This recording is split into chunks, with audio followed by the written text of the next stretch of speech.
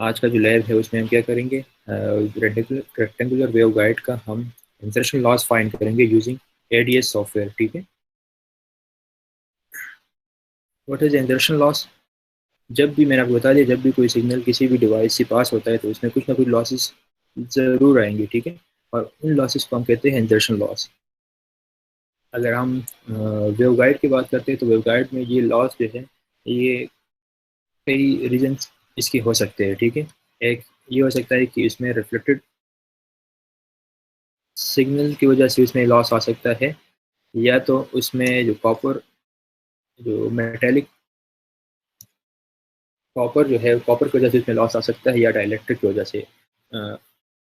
Whenever a signal travels through a component or a system, there is always some losses of power due to number of reasons. The loss that occur while a signal is traveling through a component or system is called insertion loss, और इसको हम major करते हैं decibel में। ठीक है, now अगर इसका फार्मूला देखते हैं तो फार्मूला क्या है इसका? नॉर्मली हम क्या करते हैं, इसका रेशो पहले हम फाइंड करते हैं, आउटपुट डिवाइड बाय इनपुट। ठीक है, और इसको मैंने यहाँ पर क्या बताया, इसको हम मेजर करते हैं डीबी में। अगर डीबी में आपने कन्वर्ट करना है तो इसके लिए फिर हम क्या करते हैं, 10 लॉग से हम इसको मल्टीप्लाई करते हैं। तो अगर 10 लॉग से आप इस रेशो को मल्टीप्लाई कर ले तो आपके पास इंसर्शन लॉस किस में आ जाएगा, डीबी में आ जाएगा। ठीक है, अगर आप लीनियर में फाइंड करना चाहते हैं तो लीनियर में सिंपली आप क्या करते हैं, आउटपुट डिवाइड बाई इनपुट कर दें, या इनपुट डिवाइड बाई आउटपुट कर दें, मतलब इनपुट और आउटपुट का आप रेशो फाइंड कर दें। ठीक है, तो इससे आपके पास इंसर्शन लॉस आपके पास आ जाएगा। अब सपोज कर ले, लेट सपोज आपके पास एक वेव गाइड है, रेक्टेंगुलर वेव गाइड। ठीक है, और उसको आपने क्या कर दिया है, आपने इनपुट पावर सप्लाई कर दिया है रेक्टेंगुलर वेव गाइड को। इसकी वैल्यू है 1 वॉट, 1 वाट। ठीक है, 1 वाट का पावर आपने रेक्टेंगुलर वेव गाइड को इनपुट में दे दिया, और आपको आउटपुट में 0.9 वॉट आपको आउटपुट में मिला है। तो इस केस में अगर आप देखते हैं, अगर हम आउट इनपुट से आउटपुट पावर को माइनस कर ले तो आपके पास 0.1 वाट आता है, जो कि आपके पास है क्या, इंसर्शन लॉस। इतना पावर आपका लॉस हो गया है जब आपका सिग्नल यहाँ से ट्रेवल करके यहाँ तक पहुँचा। ठीक है, अब इसको हम एडीएस पे किस तरह परफॉर्म करेंगे, किस तरह हम एडीएस पे इंसर्शन लॉस को फाइंड करेंगे। ठीक है, तो इसके लिए हम एस पैरामीटर एनालिसिस हम यूज़ करेंगे। एस पैरामीटर एनालिसिस क्या करता है, it describe the input output relationship between ports.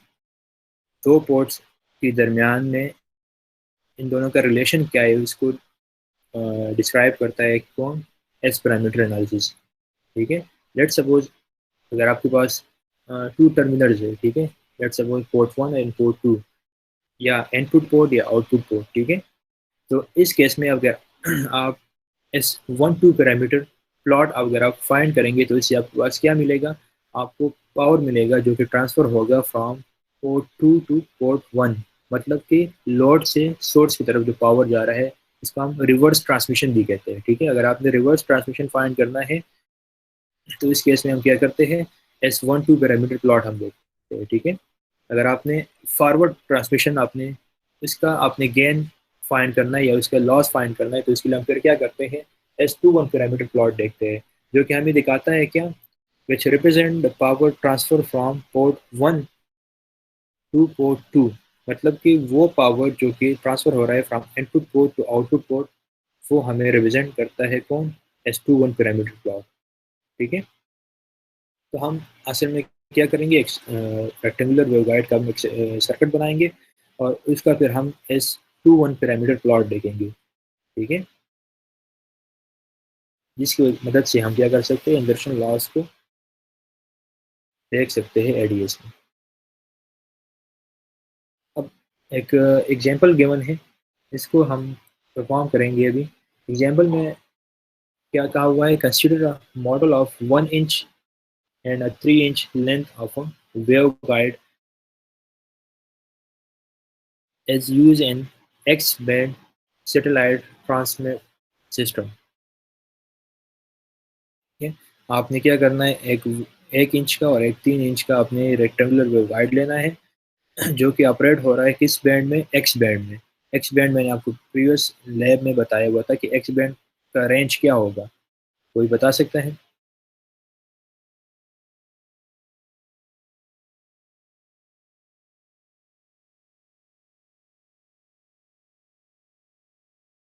अच्छा, और फिर आपने क्या करना है, इसका आपने इंटरनेशनल लॉस आपने डिस्प्ले करवाना है, जिसका रेंज 7.5 gigahertz sir.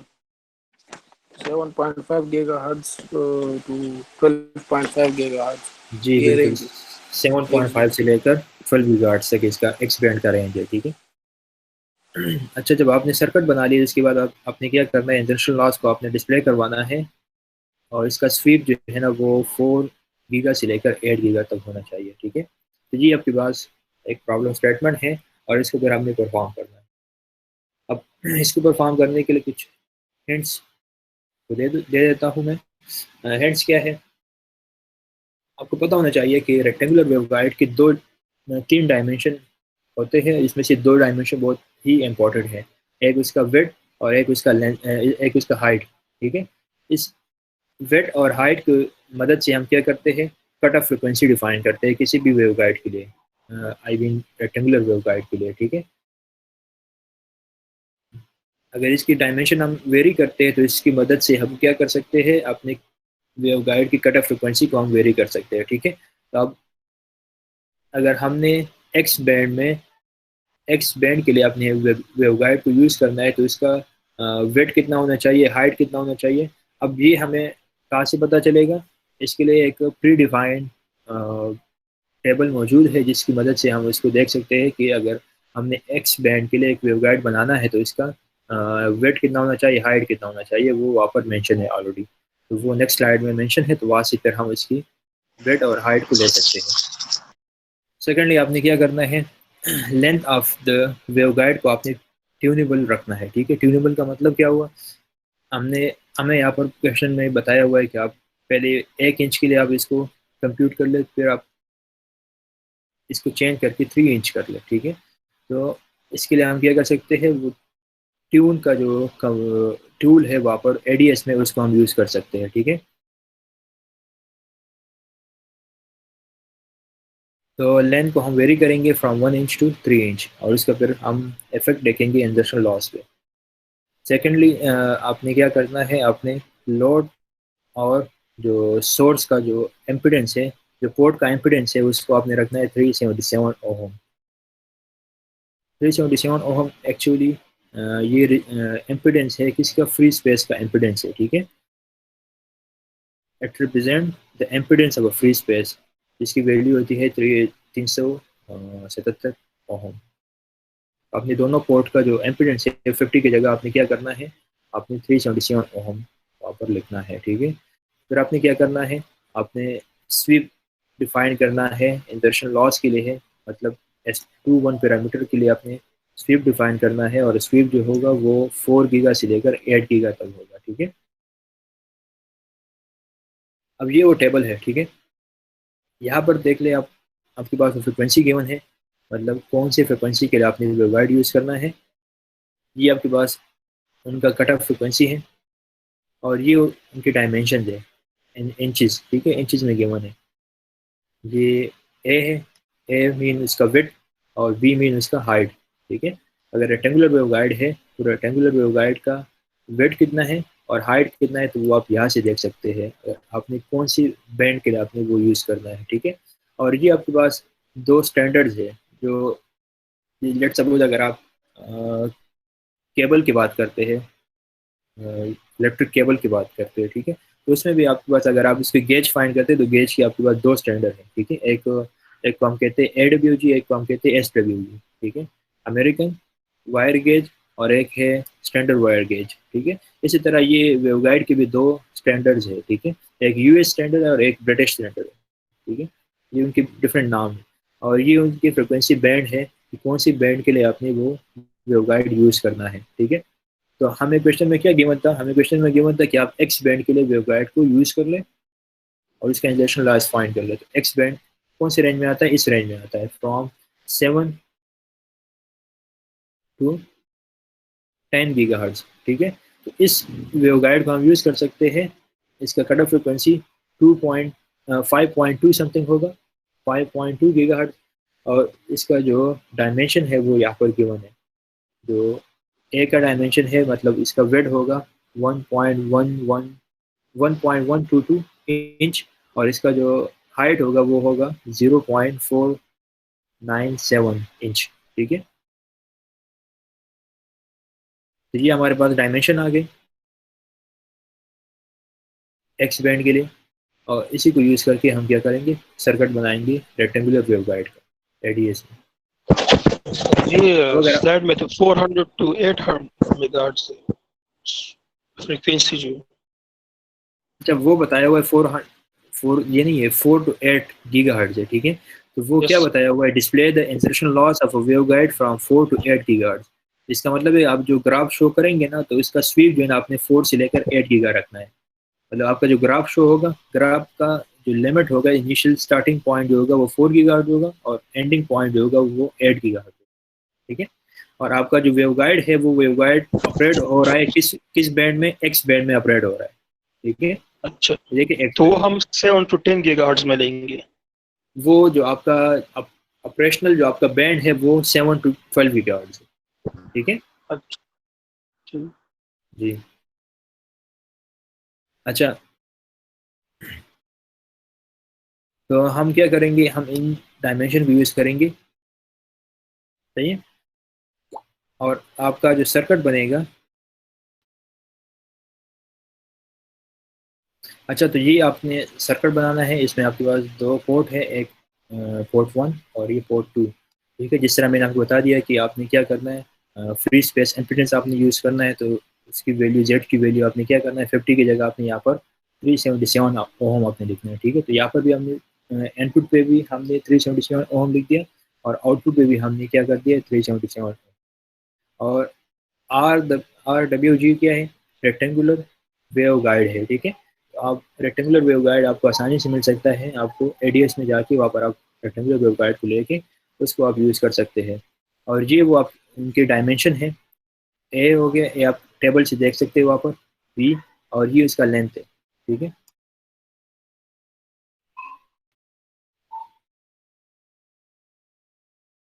और ये आपके पास एस पैरामीटर जो कंट्रोलर है उस वो आपने स्क्रीन पे लेके आना है, क्योंकि आपने एस पैरामीटर एनालिसिस करना है, तो इसके लिए आपको फिर कंट्रोलर चाहिए, वो कंट्रोलर आपने यहाँ पर ले आए।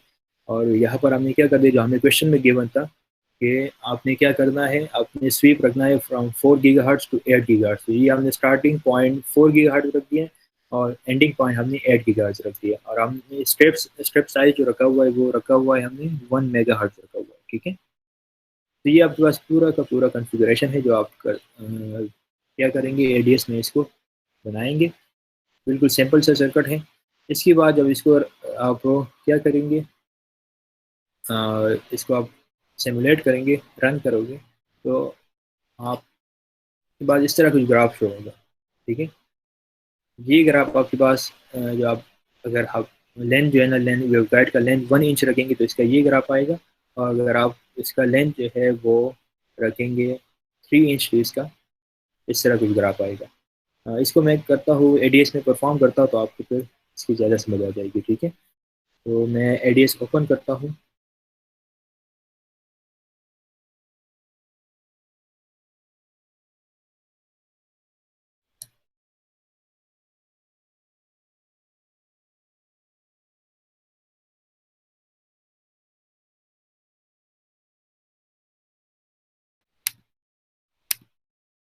एडीएस की स्क्रीन आपको नज़र आ रही है?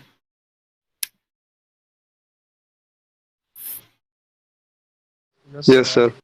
ओके, अच्छा तो हमने क्या करना है, सबसे पहले हमने एस पैरामीटर में जाना है, यहाँ पे हमें जाना है एस पैरामीटर में। ठीक है, तो यहाँ से हमें सबसे पहले एक तो कंट्रोलर चाहिए एस पैरामीटर एनालिसिस के लिए, ये कंट्रोलर में मैंने ले लिया है। ठीक है, इसके बाद दो पोर्ट हमें चाहिए, पोर्ट नंबर 1 इनपुट पोर्ट, और एक पोर्ट नंबर 2 जो कि हम यूज़ करेंगे एज आउटपुट पोर्ट। ठीक है, ये हो गया। इसके बाद फिर हमें क्या चाहिए, रेक्टेंगुलर वेवगाइड चाहिए, तो इसके लिए हम फिर क्या कर सकते हैं, ट्रांसमिशन लाइन में जाएंगे। यहाँ पर ट्रांसमिशन लाइन और वेव गाइड में जाना है हमें, ठीक है। ट्रांसमिशन लाइन वेव गाइड को आप क्लिक कर दें और यहाँ पर आप देख लें हमें रेक्टेंगुलर वेव गाइड चाहिए, तो यहाँ पर देख लें रेक्टेंगुलर वेव गाइड, इसको आप क्लिक करके यहाँ पर रख दें, सही है। अब इसके बाद क्या करें, अब इसके कनेक्शन कर लें। पहले तो ग्राउंड लगा दे, ग्राउंड यहाँ पर मैंने लगा दिया और एक यहाँ पर लगा दिया, ठीक है। इसके बाद फिर आप वायर ले लें और इनको कनेक्शन कर लें, सही है। अब यहाँ पर आप देख लें, यहाँ पर बहुत सारे आपको वैल्यू नज़र आएंगे, ठीक है। तो हमने क्या जिसमें हम चाहते हैं कि सिर्फ यहाँ पर इसका डायमेंशन सिर्फ नज़र आए, बाकी चीज़ें हमें नज़र ना आए, तो इसलिए हम क्या कर सकते हैं, यहाँ पर आप जाएंगे और ये जो आपके पास है ये ऑप्शन आप क्लिक कर दे तो ये आप मेन स्क्रीन से गायब हो जाएगा, ठीक है। डिस्प्ले पैरामीटर स्कीमेटिक,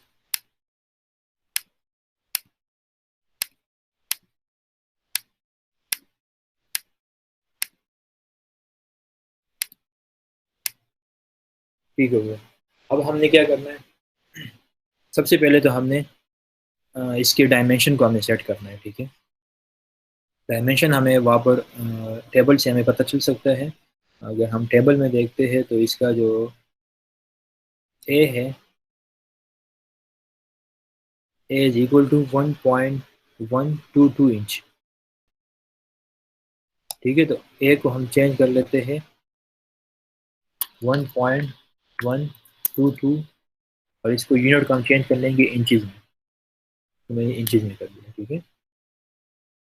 अब इसके बाद इसके बी साइज, बी के डायमेंशन को देखते हैं। बी का डायमेंशन क्या है, 0.497, तो इसको हम सेट कर लेते हैं बी इज इक्वल टू 0.497 और यूनिट का हम चेंज कर लेंगे फ्रॉम माइल टू इंचज, ठीक है। और लेंथ जो है, लेंथ हम इनिशियली क्या रख लेते हैं, 1 इंच रख लेते हैं। इसको फिर हम चेंज करेंगे फ्रॉम 1 इंच टू 3 इंच, ये हो गया। इसके बाद दूसरा मैंने क्या बताया था कि आपने इनपुट और आउटपुट का जो एम्पिडेंस है उसकी वैल्यू आपने 50 ओम की जगह आपने क्या करना है, 377 ओम आपको लिखना है, जो कि फ्री स्पेस एम्पिडेंस है, ठीक है। तो 377 ओम मैंने यहाँ पर लिख दिया और यहाँ पर भी आपने क्या करना है, 377 ओम लिखना है, राइट। आखिर में आपने क्या करना है, आखिर में आपने जो आप एस पैरामीटर एनालिसिस करेंगे उसके लिए आपने स्वीप डिफाइन करना है, ठीक है। तो स्वीप आप यहाँ से डिफाइन कर सकते हैं। स्टार्टिंग पॉइंट आपका क्या होना चाहिए, 4 गीगाहर्ट्ज़, जो कि क्वेश्चन में गिवन था, और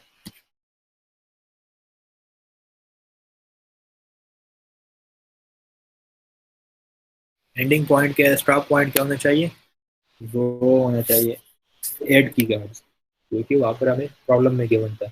और स्टेप साइज हम यहाँ पर रख लेते हैं 1 मेगाहर्ट्ज़, ठीक है। इसको अप्लाई कर दें तो ये आ गया आपके पास, स्वीप भी डिफाइन हो गया, एम्पिडेंस भी डिफाइन हो गया और डायमेंशन भी आ गए, ठीक है। इसके बाद हमने क्या करना है, इसको हमने सिमुलेट करना है, ठीक है। रन करना है तो हम यहाँ पर इसको सिमुलेट कर सकते हैं।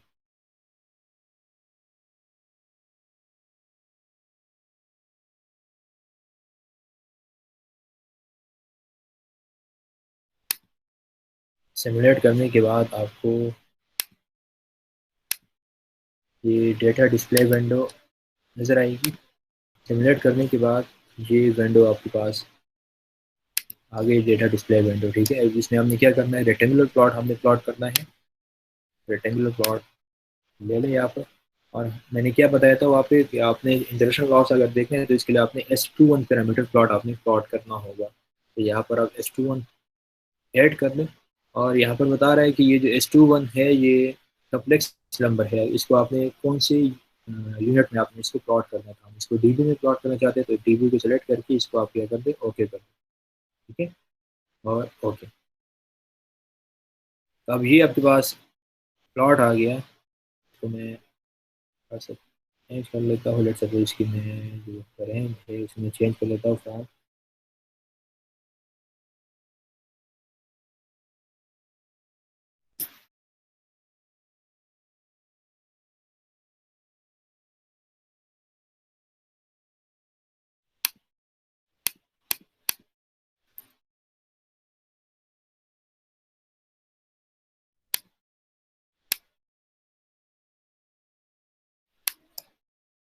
अब ये आपके पास क्या आ गया,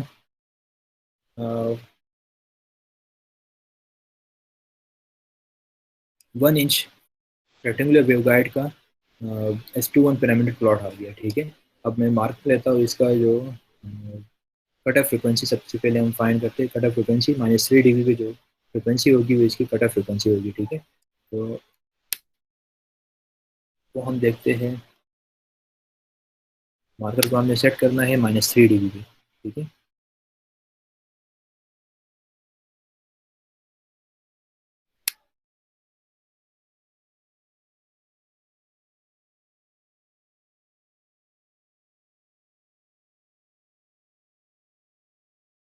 ये -3 dB पे इसकी जो फ्रिक्वेंसी है वो फ्रिक्वेंसी क्या है, 5.5। तो अगर आपको स्लाइड टेबल याद हो, टेबल में मैंने आपको दिखाया था इसकी कट ऑफ फ्रिक्वेंसी वो भी 5.2 समथिंग पे। ठीक है, तो मतलब कि जो वेव गाइड हमने यूज़ किया वो सही यूज़ किया, डायमेंशन वगैरह हमने सही यूज़ किए हुए है। ठीक है, तो कट ऑफ फ्रिक्वेंसी सही है। और इसका जो कट ऑफ फ्रिक्वेंसी के एक साइड पे क्या होता है, पास बैंड होता है, और एक साइड पे आपके पास रिजेक्शन बैंड होता है। ठीक है,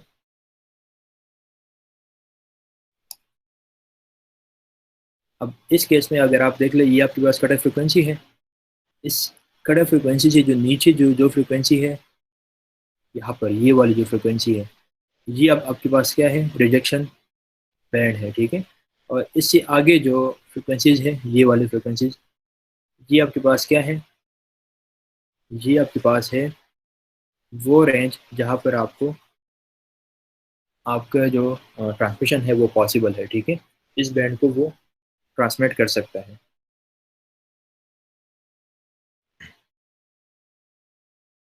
तो अगर आप देख लें यहाँ पर, अगर आप कट ऑफ फ्रिक्वेंसी से नीचे आएंगे तो आपका इंसर्शन लॉस जो है ना वो ज़्यादा हो रहा है। ठीक है, अगर आप इनसे कट ऑफ फ्रिक्वेंसी से आगे जाएंगे, मतलब कि हायर फ्रिक्वेंसी पे जाएंगे, तो हायर फ्रिक्वेंसी पे इसका जो इंसर्शन लॉस है वो कम से कम हो रहा है, नियरली 0 dB हो रहा है। ठीक है, 0 dB मीन कि आपका जो इनपुट पावर है वो आउटपुट पावर के बराबर है। ठीक है, 0 dB को अगर आप लीनियर में कन्वर्ट करते हो तो आपके पास वैल्यू आती है 1। ठीक है, अगर आप 1 को मल्टीप्लाई करते हैं इनपुट पावर से तो क्या जाएगा, output power power will be equal to input power. ठीक है, तो अगर आप देख ले यहाँ पर, ये जो हमने डायमेंशन यूज़ किए थे वो किसके लिए थे, 7.5 से लेकर 10 GHz के लिए। ठीक है, तो 7.5 से आगे अगर आप देख ले, 7.5 से आगे ये बिल्कुल जीरो के बराबर है। मतलब उस रेंज में अगर आप यूज़ करेंगे इसको तो वो क्या होगा, उस रेंज में अगर इसको यूज़ करेंगे इसमें आपके पास आउटपुट पावर नियरली इक्वल होगा इनपुट पावर के।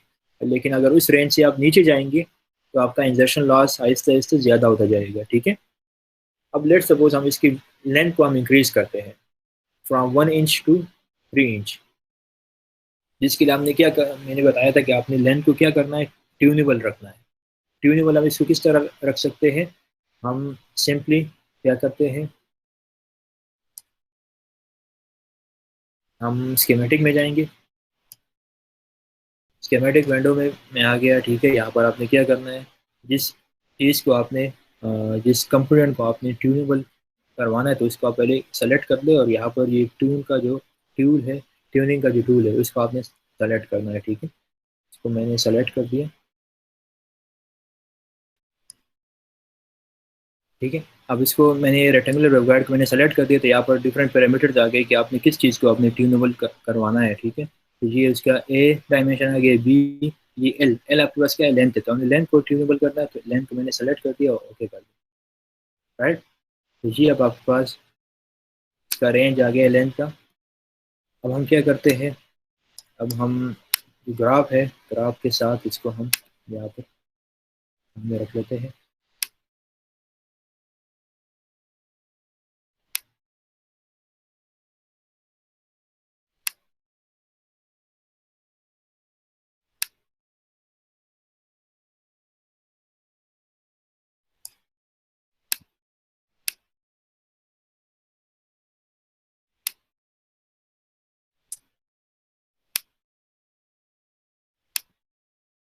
ठीक है, अब लेट सपोज इसकी वैल्यू जो है ना वो मैं चेंज कर लेता हूँ। मैक्सिमम यहाँ पर मैं लिख लेता हूँ 3.5 और मिनिमम वैल्यू 0.5।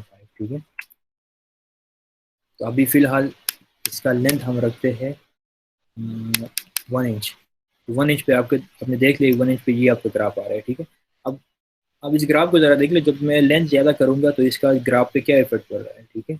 मैं वेवगाइड का जो लेंथ है, बाकी जो डायमेंशन सेम है, सिर्फ मैं लेंथ को इंक्रीज़ कर रहा हूँ फ्रॉम 1 इंच टू 3 इंच। अभी देख लो, जितना मैं लेंथ को इंक्रीज़ कर रहा हूँ तो आपका इंसर्शन लॉस जो है ना वो उतना ज़्यादा हो रहा है कट ऑफ फ्रिक्वेंसी के नीचे, ठीक है। देखो ज़्यादा होता जा रहा है। हमने क्या रखना है, इसको 3 इंच रखना है, ठीक है। इसको मैं, ये अब 3 इंच हो गया, ठीक है। यूनिट इंचज में है और वैल्यू अब क्या हो गई, 3 इंच हो गई।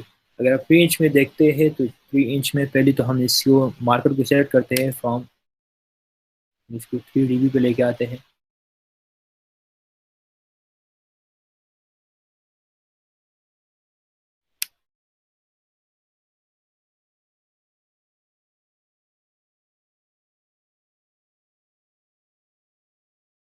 ये आ गया आपके पास 3 dB, आपके पास कट ऑफ फ्रिक्वेंसी आ गई, ठीक है। 5.4 समथिंग है, जो कि बराबर है जो हमें टेबल में गिवन था, 5.2 गीगाहर्ट्ज़ गिवन था टेबल में, ठीक है।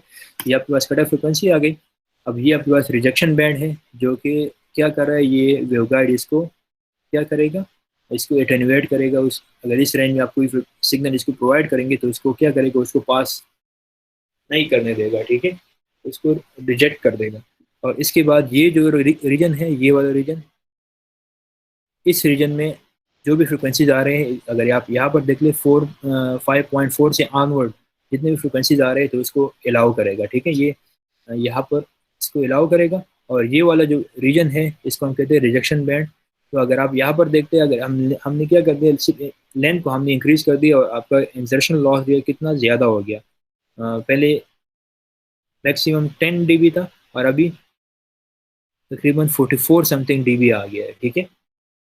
इसका मतलब क्या हुआ कि जब हम लेंथ को इंक्रीज करेंगे तो आपका जो इंसर्शन लॉस होगा वो इंक्रीज होगा इस तरफ, कट ऑफ फ्रिक्वेंसी के नीचे जितने भी फ्रिक्वेंसी आएंगी उसके लिए आपका इंसर्शन लॉस ज़्यादा से ज़्यादा होगा। अगर आप इस साइड पे देखते हैं तो हायर फ्रिक्वेंसी पे इसका जो इंसर्शन लॉस है वो नियरली क्या है, नियरली इक्वल टू 0 dB है, ठीक है। मतलब कि कोई इंसर्शन लॉस हो ही नहीं रही, ठीक है। तो हम क्या कर सकते हैं, इसी वजह से हम वेवगाइड को ज़्यादा प्रेफर करते हैं इन माइक्रोवेव ट्रांसमिशन में, क्योंकि उसमें क्या होता है, हायर फ्रिक्वेंसी हम यूज़ करते हैं और हायर फ्रिक्वेंसी में माइक्रोवेव जो वेवगाइड है, वेवगाइड के लॉसेज जो है ना वो बहुत कम होते हैं एज़ कम्पेयर टू अदर। अगर आप कोएक्सियल केबल ले लें या कोई और ले तो इसमें लॉसेज ज़्यादा होंगे। और वेवगाइड में अगर आप हायर फ्रिक्वेंसी की तरफ जाते हैं तो वहाँ पर इंसर्शन लॉसेज कम से कम होते हैं, ठीक है। तो ये आपके पास क्या आ गया, इंसर्शन लॉस का ग्राफ आ गया। ये 3 इंच के लिए और पहले वाला 1 इंच के लिए था। अब अगर हम स्लाइड की तरफ जाते हैं, ये दो ग्राफ्स हैं। अब इनसे हमें क्या पता चला है, ठीक है। पता ये चला है कि जो वेव गाइड है ये आपके पास, इसका एक एडवांटेज ये है कि ये कम से कम लॉसेस इसमें आकर होंगे अगर हम हायर फ्रिक्वेंसी की तरफ जाते हैं, ठीक है। Advantage of using waveguide transmission line as they are practically the lowest loss microwave transmission line available, ठीक है। दूसरा क्या है, also note that the insertion loss increases as we move below the cutoff frequency। अगर आप cutoff frequency से नीचे की फ्रिक्वेंसी की तरफ जाएंगे तो इस केस में क्या होगा, आपका जो इंसर्शन लॉस है वो इंक्रीज होगा।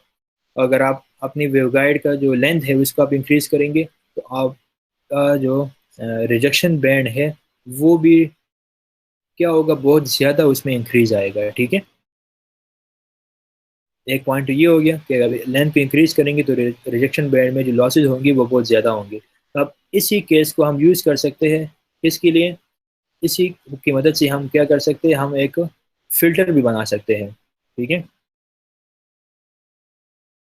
We can see that using a waveguide below cutoff frequency is an effective method of achieving a very good microwave high pass filter. So अगर हम आप क्या करें, अगर आप वेवगाइड को यूज़ करें उन फ्रिक्वेंसीज के लिए जो कि कट ऑफ फ्रिक्वेंसी के नीचे आते हैं, मतलब कि below cut off frequency, lower frequency की तरफ। तो आप अगर वेवगाइड को लोअर फ्रिक्वेंसी के लिए यूज़ करेंगे तो वो क्या होगा, वो काम करेगा as a high pass filter. ठीक है, अगर आप इस ग्राफ को देख लें, यहाँ पर ग्राफ को देख लें, ये आपके पास क्या है, ये रिजेक्शन बैंड है। ठीक है, तो इस वेवगाइड को हम अभी क्या कर सकते हैं, एज हाई पास फिल्टर भी यूज़ कर सकते हैं। किस तरह, अगर लो फ्रिक्वेंसी आएंगे तो लो फ्रिक्वेंसी को क्या करेगा, ये एटेन्यूएट करेगा, और हायर फ्रिक्वेंसी को ये अलाउ करेगा। तो यही काम तो हाई पास फिल्टर भी करता है। तो इसकी कैरेक्टरिस्टिक हम क्या कर सकते हैं, हाई पास फिल्टर के साथ हम कंपेयर कर सकते हैं। ठीक है, जैसे हम माइक्रोवेव हाई पास फिल्टर भी बना सकते हैं। ठीक है, बस ये आज का लैब था। आपने क्या करना है, आपने इसी लैब को आपने परफॉर्म करना है घर में, और आपने डिफरेंट में आप हमने अभी क्या कर दिया, एक्सपेंड कर ले, एक्स बैंड के लिए किया हुआ है। तो आप क्या कर ले, आप आपका टास्क ये है कि आप एक्स बैंड के लिए भी कर दे और इस रेंज के लिए भी कर दे, 8.2 से लेकर 12.4 के लिए। ठीक है, दोनों के लिए फाइंड कर दे, और लेंथ भी आप 1 इंच के लिए फाइंड कर दे, उसके बाद फिर आपको इसको 3 इंच के लिए देखिए। और इसकी जिस तरह हमने यहाँ पर फाइनल रिमार्क्स लिखे, तो आप भी इस तरह अपने अल्फाज में कुछ ना कुछ जो आपने अखज़ किया है उसके ग्राफ्स वगैरह से, प्लॉट वगैरह से, तो आप वहाँ पर लिख लें। ठीक है, आपकी ये 2 टास्क हो गए। एक तो आपने इसी स्लाइड में जो एग्जांपल गिवन है उसको आपने सिमुलेट करना है। दूसरा आपने क्या करना है, 8.2 से लेकर 12.4 गीगाहर्ट्ज़ इस रेंज के लिए, इस बैंड के लिए भी आपने क्या करना है, इसको परफॉर्म करना है एडीएस पे। ठीक है।